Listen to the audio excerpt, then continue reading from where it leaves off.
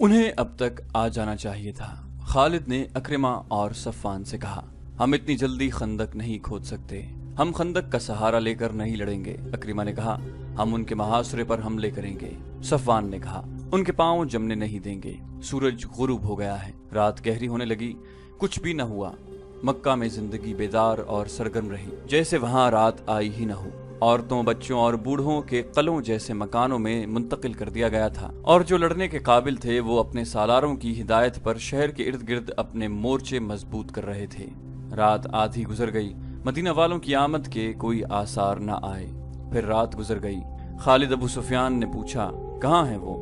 अगर तुम ये समझते हो कि वो नहीं आएंगे तो ये बहुत खतरनाक फरेब है जो तुम अपने आप को दे रहे हो। खालिद ने कहा, मोहम्मद सल्लल्लाहु अलैहि वसल्लम की अक्ल तक तुम नहीं पहुंच सकते। जो वो सोच सकते हैं वो तुम नहीं सोच सकते। वो आएंगे।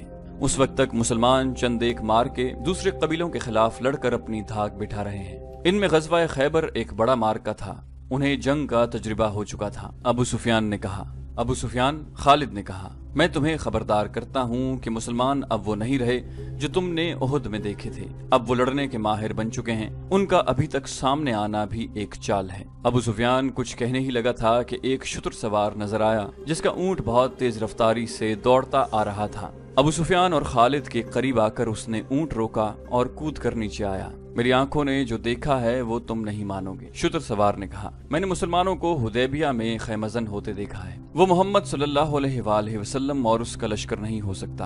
अबू सुफियान ने कहा, खुदा की कसम, मैं मोहम्मद सल्लल्लाहु अलैहि वसल्लम को इस तरह पहचानता हूँ जिस तरह तुम दोनों मुझे पहचानते हो। शुतर सवार ने कहा, और मैंने ऐसे और आदमियों को भी पहचाना है जो हम में से थे लेकिन उनके साथ जा मिले। हुदैबिया मक्का से 13 मील दूर मगरिब में एक मकाम था। रसूल करीम सल्लल्लाहु अलैहि वसल्लम खूरेजी से बचना चाहते थे, इसलिए आप सल्लल्लाहु अलैहि वसल्लम मक्का से दूर हुदैबिया में जा खैमजन हुए थे। खालिद ने कहा, हम उन पर शबखून मारेंगे, उन्हें सस्ताने नहीं देंगे। वो जिस रास्ते से हुदैबिया पहुंचे हैं उस रास्ते ने उन्हें थका दिया होगा, उनकी हड्डियां टूट रही होंगी। वो ताज़ादम होकर मक्का पर हमला करेंगे, हम उन्हें आराम नहीं करने देंगे, हम उन्हें वहां से भगा सकते हैं। अबू सुफियान ने कहा, छापामार जैश तैयार करो। रसूल अकरम सल्लल्लाहु अलैहि वसल्लम ने अपनी खैमा गाह की हिफाजत का इंतजाम कर रखा था। घुड़सवार जैश रात को खैमा गाह के इर्द गिर्द गश्ती पहरा देते थे, दिन को भी पहरे का इंतजाम था। एक और घुड़सवार जैश ने अपने जैसा एक घुड़सवार जैश देखा जो खैमा गाह से दूर आहिस्ता आहिस्ता चला जा रहा था। मुसलमान सवार इन सवारों की तरफ चले गए। वो कुरैश के सवार थे जो वहां न रुके और दूर चले गए, क्योंकि देर बाद वो एक और तरफ से आते नजर आए और मुसलमानों की खैमागाह से थोड़ी दूर रुक कर चले गए। दूसरे रोज वो सवार खैमागाह के करीब आ गए। अब के मुसलमान सवारों का एक जैश जो खैमागाह से दूर निकल गया था वापस आ गया। उस जैश ने उन सवारों को घेर लिया। उन्होंने घेरे से निकलने के लिए हथियार निकाल लिए। उनमें झड़प हो गई, लेकिन मुसलमान सवारों के कमांडर ने अपने सवारों को रोक लिया। इन्हें निकल जाने दो। जैश के कमांडर ने कहा, हम लड़ने आए होते तो इनमें से एक को भी जिंदा न जाने देते। वो मक्का के लड़ाका सवार थे। उन्होंने वापस जाकर अबू सुफियान को बताया, चंद और सवार को भेजो। अबू सुफियान ने कहा, एक शबखून मारो। मेरे कबीले के सरदार, एक सवार ने कहा, हमने शबखून मारने की बहुत कोशिश की है, लेकिन उनकी खैमागाह के इर्द गिर्द दिन रात घुड़सवार घूमते फिरते हैं। कुरैश के चंद और सवारों को भेजा गया। उन्होंने शाम के जरा बाद शबखून मारने की कोशिश की, लेकिन मुसलमान सवारों ने उनके कुछ सवारों को जख्मी करके वहां से भगा दिया। मक्का वालों पर तजब्जुब की कैफियत तारी थी। वो रातों को सोते भी न थे। महासरे के डर से वो हर वक्त बेदार और चौकस रहते थे और दिन गुजरते जा रहे थे। आखिर एक रोज मक्का में एक मुसलमान सवार दाखिल हुआ। ये हजरत उस्मान रजी अल्लाह अन्हु थे। उन्होंने अबू सुफियान के मुतालिक पूछा। अबू सुफियान ने दूर से देखा और दौड़ा आया।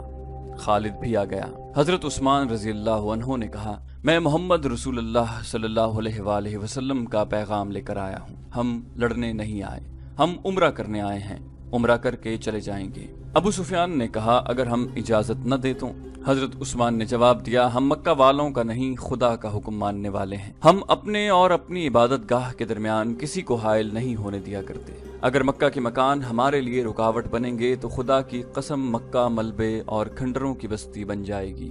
अगर यहाँ के लोग हमें रोकेंगे तो मक्का की गलियों में खून बहेगा।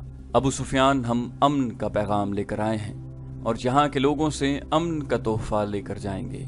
خالد کو وہ لمحے یاد تھے جب یہ مسلمان سوار پروقار لہجے میں دھمکی دے رہا تھا۔ خالد کا خون کھول اٹھنا چاہیے تھا، لیکن اسے یہ آدمی بڑا اچھا لگا تھا۔ ابو سفیان نے عثمان رضی اللہ عنہ کو عمرے کی پیشکش بھی کی، لیکن انہوں نے اپنے نبی صلی اللہ علیہ وآلہ وسلم کے بغیر اکیلے عمرہ کرنے سے صاف انکار کر دیا تھا۔ ادھر مذاکرات میں جب زیادہ وقت گزرا تو ہوا کے دوش پر یہ افواہ حدیبیہ پہنچی کہ عثمان رضی اللہ عنہ کو قتل کر دیا گیا ہے، جس کے جواب میں رسول کریم صلی اللہ علیہ وآلہ وسلم نے قتل عثمان رضی اللہ عنہ کے انتقام کے لیے اپنے 1400 جانثاروں سے بیعت لے لی تھی۔ اسی بیعت کو تاریخ میں بیعت رضوان کے نام سے یاد کیا جاتا ہے، اور اسی بیعت کی وجہ سے ابو سفیان سمجھوتے پر راضی ہوا تھا۔ پھر ایک صلح نامہ تحریر ہوا تھا جسے صلح حدیبیہ کا نام دیا گیا۔ مسلمانوں کی طرف سے اس پر رسول اکرم صلی اللہ علیہ وسلم نے اور قریش کی طرف سے سہیل بن عمر نے دستخط کیے تھے۔ اس صلح نامے میں طے پایا تھا کہ مسلمان اور اہل قریش 10 سال تک نہیں لڑیں گے، اور مسلمان آئندہ سال عمرہ کرنے آئیں گے اور مکہ میں 3 دن ٹھہر سکیں گے۔ رسول اکرم صلی اللہ علیہ وآلہ وسلم قریش میں سے تھے۔ خالد رضی اللہ عنہ آپ صلی اللہ علیہ وسلم کو بہت اچھی طرح سے جانتے تھے، لیکن اب انہوں نے آپ کو دیکھا تو محسوس کیا کہ یہ کوئی اور محمد صلی اللہ علیہ وسلم ہے۔ وہ ایسا متاثر ہوئے کہ ان کے ذہن سے اتر گیا کہ یہ وہی محمد صلی اللہ علیہ وسلم ہیں جنہیں وہ اپنے ہاتھوں قتل کرنے کے نعوذ باللہ منصوبے بناتے رہے تھے۔ حضرت خالد نبی کریم صلی اللہ علیہ وسلم کو ایک سالار کی حیثیت سے زیادہ دیکھ رہے تھے، اور آپ صلی اللہ علیہ وسلم کی عسکری اہلیت کے قائل ہو گئے تھے۔ صلح حدیبیہ تک مسلمان رسول کریم صلی اللہ علیہ وسلم کی قیادت میں چھوٹے بڑے 28 معرکے لڑ چکے اور فتح و نصرت کی دھاک بٹھا چکے تھے۔ مسلمان عمرہ کر کے چلے گئے۔ 2 مہینے گزر گئے۔ ان 2 مہینوں میں خالد پر خاموشی طاری رہی، لیکن اس خاموشی میں ایک طوفان اور ایک انقلاب پرورش پا رہا تھا۔ خالد نے مذہب میں کبھی بھی دلچسپی نہیں لی تھی۔ اسے نہ کبھی اپنے بتوں کا خیال آیا تھا، نہ کبھی اس نے رسول کریم صلی اللہ علیہ وسلم کی رسالت کو سمجھنے کی کوشش کی تھی، مگر اب از خود اس کا دھیان مذہب کی طرف چلا گیا، اور وہ اس سوچ میں کھو گیا کہ مذہب کون سا سچا ہے اور انسان کی زندگی میں مذہب کی اہمیت اور ضرورت کیا ہے۔ اکرمہ۔ ایک روز خالد نے اپنے ساتھی سالار اکرمہ سے، جو اس کا بھتیجا بھی تھا، کہا کہ میں نے فیصلہ کر لیا ہے، میں سمجھ گیا ہوں۔ کیا سمجھ گئے ہو خالد؟ اکرمہ نے پوچھا۔ محمد صلی اللہ علیہ وسلم جادوگر نہیں، خالد نے کہا، اور محمد صلی اللہ علیہ وسلم شاعر بھی نہیں۔ میں نے محمد کو اپنا دشمن سمجھنا چھوڑ دیا ہے، اور میں نے محمد صلی اللہ علیہ وآلہ وسلم کو خدا کا رسول تسلیم کر لیا ہے۔ اکرمہ نے کہا، حبل اور عزا کی قسم تم مذاق کر رہے ہو، کوئی نہیں مانے گا کہ ولید کا بیٹا اپنا مذہب چھوڑ رہا ہے۔ خالد نے کہا، ولید کا بیٹا اپنا مذہب چھوڑ چکا ہے۔ کیا تم بھول گئے ہو کہ محمد صلی اللہ علیہ وسلم ہمارے کتنے آدمیوں کو قتل کروا چکا ہے؟ اکرمہ نے کہا، تم ان کے مذہب کو قبول کر رہے ہو جن کے خون کے ہم پیاسے ہیں۔ میں نے فیصلہ کر لیا ہے اکرمہ، خالد نے 2 ٹوک لہجے میں کہا۔ میں نے سوچ سمجھ کر فیصلہ کیا ہے۔ اسی شام ابو سفیان نے خالد کو اپنے ہاں بلا لیا۔ اکرمہ بھی وہاں موجود تھا۔ کیا تم بھی محمد صلی اللہ علیہ وسلم کی باتوں میں آ گئے ہو؟ ابو سفیان نے اس سے پوچھا۔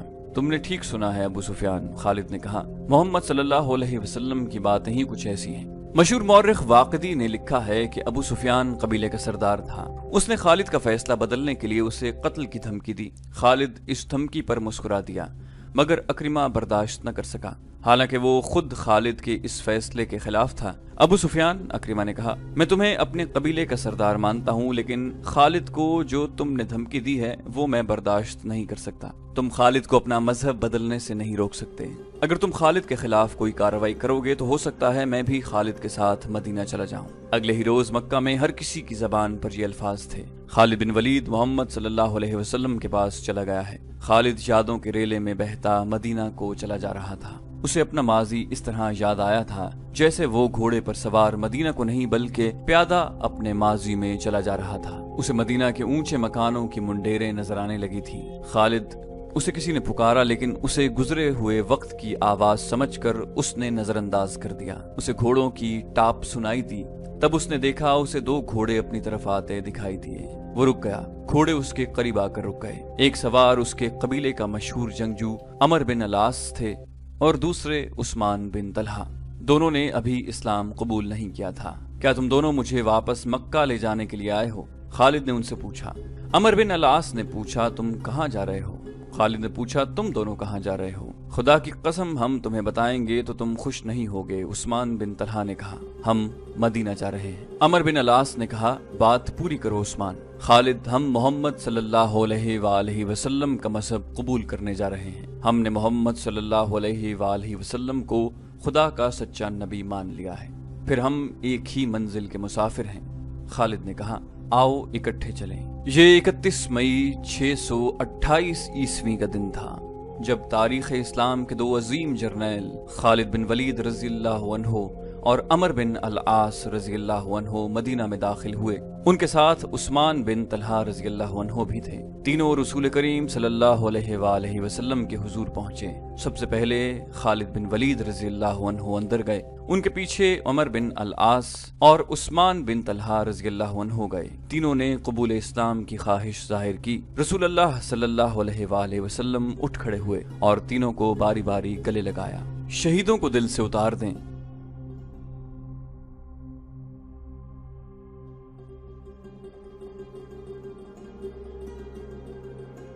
ذہن سے ان کا نام و نشان مٹا دیں، ان کی یادوں کو شراب میں ڈبو دیں۔ اس زمین پر جو خدا نے ہمیں شہیدوں کے صدقے عطا کی ہے، بادشاہ بن کر گردن اکڑا لیں اور کہیں کہ میں ہوں اس زمین کا شہنشاہ۔ شہیدوں کے نام پر مٹی ڈال دیں۔ کسی شہید کی کہیں قبر نظر آئے تو اسے زمین سے ملا دیں، مگر زندگی کے ہر موڑ اور ہر دوراہے پر آپ کو شہید کھڑے نظر آئیں گے۔ آپ کے ذہن کے کسی گوشے سے شہید اٹھیں گے اور شراب اور شہنشاہیت کا نشہ اتار دیں گے۔ جس نے تخت و تاج کے نشے میں شہیدوں سے بے وفائی کی، وہ شاہ سے گدا اور ذلیل و خوار ہوا، کیونکہ اس نے قرآن کے اس فرمان کی حکم عدولی کی کہ شہید زندہ ہیں، انہیں مردہ مت کہو۔ عرب کے ملک اردن میں گمنام سا ایک مقام ہے جس کا نام موتا ہے۔ اس کے قریب سے گزر جانے والوں کو بھی شاید پتہ نہ چلتا ہوگا کہ وہاں ایک بستی ہے۔ اس کی حیثیت چھوٹے سے ایک گاؤں سے بڑھ کر اور کچھ بھی نہیں، لیکن شہیدوں نے اردن کے بادشاہ کو اپنی موجودگی کا اور اپنی زندگی کا جو انہیں اللہ تعالیٰ نے عطا کی ہے احساس دلا دیا ہے۔ وہ جس مارکے میں شہید ہوئے تھے وہ 13.5 صدیاں پہلے اس مقام پر لڑا گیا تھا۔ پھر یہ مقام گزرتے زمانے کی اڑتی ریت میں دبتا چلا گیا۔ کچھ عرصے سے موتا کے رہنے والے ایک عجیب صورتحال سے دوچار ہونے لگے۔ آج بھی وہاں چلے جائیں اور وہاں رہنے والوں سے پوچھیں تو وہ بتائیں گے کہ ان میں سے کوئی نہ کوئی آدمی رات کو خواب میں دیکھتا ہے کہ 13.5 صدیاں پہلے کے مجاہدین اسلام چل پھر رہے ہیں۔ کفار کا ایک لشکر آتا ہے اور مجاہدین اس کے مقابلے میں جم جاتے ہیں۔ ان کی تعداد تھوڑی ہے اور لشکر کفار مانند سیلاب ہے۔ مارکا بڑا خونریز ہے۔ یہ خواب ایک دو آدمیوں نے نہیں بلکہ بہت سے آدمیوں نے دیکھا ہے، اور کسی نہ کسی کو یہ خواب ابھی تک نظر آتا ہے۔ یہ لوگ پڑھے لکھے نہیں، انہیں معلوم نہیں تھا کہ 13.5 صدیاں پہلے یہاں حق و باطل کا مارکا لڑا گیا تھا، مگر ان کے خوابوں میں شہید آنے لگے۔ یہ خبر اردن کے ایوانوں تک پہنچی۔ تب یاد آیا کہ یہ وہ موتا ہے جہاں مسلمانوں اور عیسائیوں کی ایک لڑائی ہوئی تھی۔ یہ عیسائی عرب کے باشندے تھے۔ شہیدوں نے اپنے زندہ ہونے کا ایسا احساس دلایا کہ اردن کی حکومت نے جنگ موتا اور اس جنگ کے شہیدوں کی یادگار کے طور پر ایک نہایت خوبصورت مسجد تعمیر کرنے کا احکام جاری کر دیا۔ مسجد کی تعمیر 1868 میں شروع ہوئی تھی۔ اس جنگ میں 3 سپہ سالار زید بن حارثہ رضی اللہ عنہ، جعفر بن ابی طالب رضی اللہ عنہ اور عبداللہ بن رواحہ رضی اللہ عنہ یکے بعد دیگرے شہید ہو گئے تھے۔ ان تینوں کی قبریں موتا سے تقریباً 2 میل دور ہیں جو ابھی تک محفوظ ہیں۔ مدینہ میں آ کر خالد بن ولید رضی اللہ عنہ نے اسلام قبول کیا تو ان کی ذات میں عظیم انقلاب آ گیا۔ 3 مہینے گزر گئے تھے۔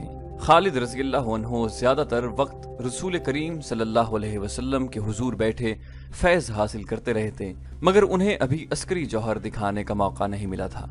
وہ فن حرب و ضرب کے ماہر جنگجو تھے۔ ان کا حسب و نسب بھی عام عربوں سے اونچا تھا، لیکن انہوں نے ایسا دعویٰ نہ کیا کہ انہیں سالار کا رتبہ ملنا چاہیے۔ انہوں نے اپنے آپ کو سپاہی سمجھا اور اسی حیثیت میں خوش رہے۔ آج کے شام اور اردن کے علاقے میں اس زمانے میں قبیلہ غسان آباد تھا، جو اس علاقے میں دور تک پھیلا ہوا تھا۔ یہ قبیلہ طاقت کے لحاظ سے زبردست مانا جاتا تھا، کیونکہ جنگجو ہونے کے علاوہ اس کی تعداد بہت زیادہ تھی۔ اس قبیلے میں عیسائی بھی شامل تھے۔ اس وقت روم کا شہنشاہ ہرقل تھا، جس کی جنگ پسندی اور جنگی دہشت دور دور تک پہنچی ہوئی تھی۔ اسلام تیزی سے پھل پھول رہا تھا۔ قبیلہ قریش کے 1000 لوگ اسلام قبول کر چکے تھے۔ ان کے مانے منجھے ہوئے سردار اور سالار بھی مدینہ جا کر رسول خدا صلی اللہ علیہ وسلم کے دست مبارک پر بیعت کر چکے تھے اور مسلمان ایک جنگی طاقت بنتے جا رہے تھے۔ کئی ایک چھوٹے چھوٹے قبائل حلقہ بگوش اسلام ہو گئے تھے۔ مدینہ اطلاعیں پہنچ رہی تھیں کہ قبیلہ غسان مسلمانوں کی بڑھتی ہوئی طاقت اور اسلام کی مقبولیت کو روکنے کے لیے مسلمانوں کو للکارنا چاہتا ہے اور جنگی تیاریوں میں مصروف ہے۔ یہ بھی سنا گیا کہ غسان کا سردار اعلیٰ روم کے بادشاہ ہرقل کے ساتھ دوستی کر کے اس کی جنگی طاقت بھی مسلمانوں کے خلاف استعمال کرنے کی کوشش کر رہا ہے۔ رسول کریم صلی اللہ علیہ وآلہ وسلم نے اپنا ایک ایلچی، جن کا نام تاریخ میں محفوظ نہیں، غسان کے ایک سردار اعلیٰ کے ہاں اس پیغام کے ساتھ بھیجا کہ اللہ کے سوا کوئی معبود نہیں اور وہ وحدہ لا شریک ہے، اور اسلام ایک مذہب اور ایک دین ہے۔ باقی تمام عقیدے جو مختلف مذاہب کی صورت اختیار کر گئے ہیں توہمات ہیں اور یہ انسان کے بنائے ہوئے ہیں۔ رسول کریم صلی اللہ علیہ وسلم نے غسان کے سردار اعلیٰ کو قبول اسلام کی دعوت دی۔ نبی کریم صلی اللہ علیہ وآلہ وسلم نے یہ پیغام اس خیال سے بھیجا تھا کہ بیشتر اس کے کہ قبیلہ غسان روم کے شہنشاہ ہرقل کی جنگی قوت سے مروب ہو کر عیسائیت کی آغوش میں چلا جائے، یہ قبیلہ اسلام قبول کر لے اور اسے اپنا اتحادی بنا کر ہرقل سے بچایا جائے۔ خدا کی قسم اس سے بہتر فیصلہ اور کوئی نہیں ہو سکتا۔ خالد رضی اللہ عنہ نے ایک محفل میں کہا، ہرقل نے فوج کشی کی تو یوں سمجھو کہ باطل کا طوفان آ گیا جو سب کو اڑا لے جائے گا۔ غسان کی خیریت اسی میں ہے کہ رسول اللہ صلی اللہ علیہ وسلم کی دعوت قبول کر لے۔ کسی اور نے کہا، نہیں کرے گا تو ہمیشہ کے لیے ہرقل کا غلام ہو جائے گا۔ ایک اور نے کہا، اس وقت ہرقل قبیلہ غسان میں داخل ہو چکا تھا، اس کے ساتھ جو فوج تھی اس کی تعداد 1,00,000 تھی۔ غسان کے سردار اعلیٰ کو اطلاع مل چکی تھی مگر وہ پریشان نہیں تھا، وہ ہرقل کے ساتھ دوستی کا ہاتھ بڑھانے کا فیصلہ کر چکا تھا۔ نبی کریم صلی اللہ علیہ وآلہ وسلم کا ایلچی بصرہ کو جا رہا تھا۔ غسان کا دارالحکومت بصرہ تھا۔ ایلچی کے ساتھ ایک اونٹ پر لدے ہوئے زاد راہ کے علاوہ 3 محافظ بھی تھے۔ بڑی لمبی مسافت کے بعد ایلچی موتا پہنچا اور اس نے ذرا سستانے کے لیے اپنا مختصر سا قافلہ روک لیا۔ قریب ہی قبیلہ غسان کی ایک بستی تھی۔ اس کے سردار کو اطلاع ملی کہ 4 اجنبی بستی کے قریب پڑاؤ کیے ہوئے ہیں۔ سردار نے، جس کا نام شرجیل بن عمر تھا، مدینہ کے ایلچی کو اپنے ہاں بلایا اور پوچھا کہ وہ کون ہیں اور کہاں جا رہے ہیں۔ ایلچی نے جواب دیا، میں مدینہ کا ایلچی ہوں اور بصرہ کو جا رہا ہوں۔ میں رسول خدا صلی اللہ علیہ وآلہ وسلم کا پیغام تمہارے سردار اعلیٰ کے لیے لے جا رہا ہوں۔ کیا تم قبیلہ قریش کے محمد صلی اللہ علیہ وسلم کی بات کر رہے ہو؟ شرجیل بن عمر نے طنزیہ لہجے میں پوچھا۔ پیغام کیا ہے؟ پیغام یہ ہے کہ اسلام قبول کر لو، ایلچی نے کہا، اور باطل کے عقیدے ترک کر دو۔ کیا تم یہ سمجھتے ہو کہ میں اپنے سردار اعلیٰ کی اور اپنے مذہب کی توہین برداشت کر لوں گا؟ شرجیل بن عمر نے کہا، اگر تم زندہ رہنا چاہتے ہو تو یہیں سے مدینہ واپس چل جاؤ، میں بصرہ کے رستے سے ہٹ نہیں سکتا۔ ایلچی نے کہا، یہ رسول اللہ صلی اللہ علیہ وآلہ وسلم کا حکم ہے جس کی تعمیل میں فخر سے اپنی جان دے دوں گا اور میں بڑے فخر سے تمہاری جان لوں گا، شرجیل بن عمر نے کہا اور اپنے آدمیوں کو اشارہ کیا۔ ایلچی کے 3 محافظ باہر بیٹھے تھے۔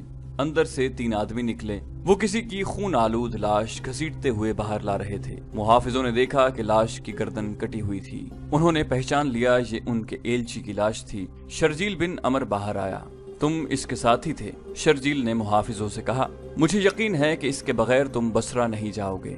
ایک محافظ نے جواب دیا، نہیں، پیغام اس کے پاس تھا۔ شرجیل نے کہا، جاؤ مدینہ کو لوٹ جاؤ اور محمد صلی اللہ علیہ وسلم سے کہنا کہ ہم اپنے قبیلے اور اپنے عقیدے کی توہین برداشت نہیں کیا کرتے۔ اگر یہ شخص بصرہ پہنچ جاتا تو وہاں قتل ہو جاتا۔ خدا کی قسم، ایک محافظ نے کہا، ہم اپنے مہمان کے ساتھ یہ سلوک نہیں کیا کرتے، میں تمہیں مہمان سمجھ کر تمہاری جان بخشی کر رہا ہوں۔ شرجیل نے کہا، اور مجھے یہ نہ کہنا کہ میں تمہیں اس کی لاش دے دوں۔ مدینہ کی تمام تر آبادی کو معلوم ہو چکا تھا کہ رسول اللہ صلی اللہ علیہ وسلم کا ایلچی دعوت اسلام لے کر بصرہ گیا ہوا ہے۔ سب ایلچی کی واپسی کے منتظر تھے، لیکن 3 محافظ ایلچی کے بغیر واپس آئے۔ ان کے چہروں پر گرد کی تہ اور تھکن کے آثار بھی نہیں تھے، وہ غصے کے تاثرات تھے۔ وہ مدینہ داخل ہوئے تو لوگ ہجوم کر کے آ گئے، خدا کی قسم ہم انتقام لیں گے۔ محافظ بازو لہرا لہرا کر کہتے جا رہے تھے، موتا کے شرجیل بن عمر کا قتل ہم پر فرض ہو گیا ہے۔ جب یہ خبر رسول اللہ صلی اللہ علیہ وآلہ وسلم کو ملی تو باہر مدینہ کی آبادی اکٹھی ہو گئی۔ عربوں کے رواج کے مطابق قتل کی سزا قتل تھی۔